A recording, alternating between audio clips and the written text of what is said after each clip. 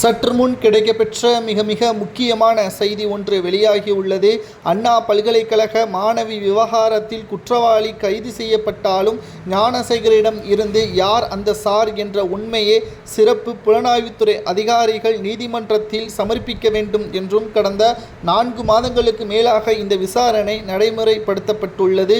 இறுதிக்கட்ட விசாரணை நாளை நீதிமன்றத்தில் தாக்கல் செய்யப்பட உள்ளது. புலனாய்வுத்துறை அதிகாரிகள் விசாரணையை முடித்துவிட்டதாகவும் யார் அந்த சார் என்ற தகவலையும் தற்பொழுது நமக்கு கிடைக்கப்பெற்றுள்ளது. அதில் 3 நபர்கள். அதில் முதலாவதாக அண்ணா பல்கலைக்கழக பேராசிரியர் என்றும், இரண்டாவதாக திமுகவின் மிக முக்கியமான மாவட்ட செயலாளர் என்றும், மூன்றாவதாக உதயநிதி ஸ்டாலினோ அல்லது அமைச்சர் மா சுப்பிரமணியனோ இருக்கலாம் என்ற தகவலும் தற்பொழுது நமக்கு கிடைக்கப்பெற்றுள்ளது.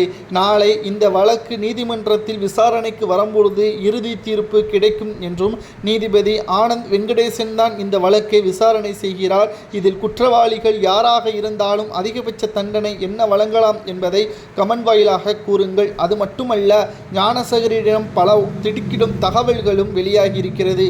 2021 சட்டமன்ற தேர்தல் முடிந்து திமுக வெற்றியடைந்ததில் இருந்துதான் ஞானசேகரன் திராவிட முன்னேற்ற கழகத்தின் பெயரை பயன்படுத்தி பல அசம்பாவித சம்பவங்களை அரங்கேற்றியிருக்கிறார் என்றும், அதற்கு உறுதுணையாக திமுகவின் சில கிளை மாவட்ட செயலாளர்கள் உட்பட அனைவரும் இவருக்கு உதவி செய்திருக்கிறார்கள். இவர் மூலம் பல கோடிகளை மாவட்ட செயலாளர்களும் அமைச்சர்களும் பெற்றிருக்கிறார்கள். அதாவது திருடு மற்றும் சம்பவங்கள் அனைத்தையும் ஞானசேகரன் செய்திருப்பதாகவும், 2 கார்கள், அவர் இருக்கக்கூடிய வீட்டு மனை உள்ளிட்ட அனைத்துமே கோவிலுக்கு சொந்தமான நிலத்தை ஆக்கிரமிப்பு செய்து வீடு கட்டியதாகவும் தற்பொழுது ஞானசேகரன் உண்மைகளை தெரிவித்திருக்கிறார். இதற்கு திமுகவின் ஆட்சியை பயன்படுத்தியதாகவும், 2 தார் கார்களை பயன்படுத்தி திமுகவிற்கு சேவை செய்ததாகவும் கூறியுள்ளார். மேலும் யார் அந்த சார் என்ற இறுதிக்கட்ட முடிவு தெரிய வந்துவிட்டது. இதற்கு முன்னாள் சட்டசபையில் எடப்பாடி பழனிசாமி அவர்கள் மூலமாகத்தான் இந்த பிரச்சனை மிகப்பெரிய அளவில் பூகம்பமாகவே வெடித்தது. மக்கள்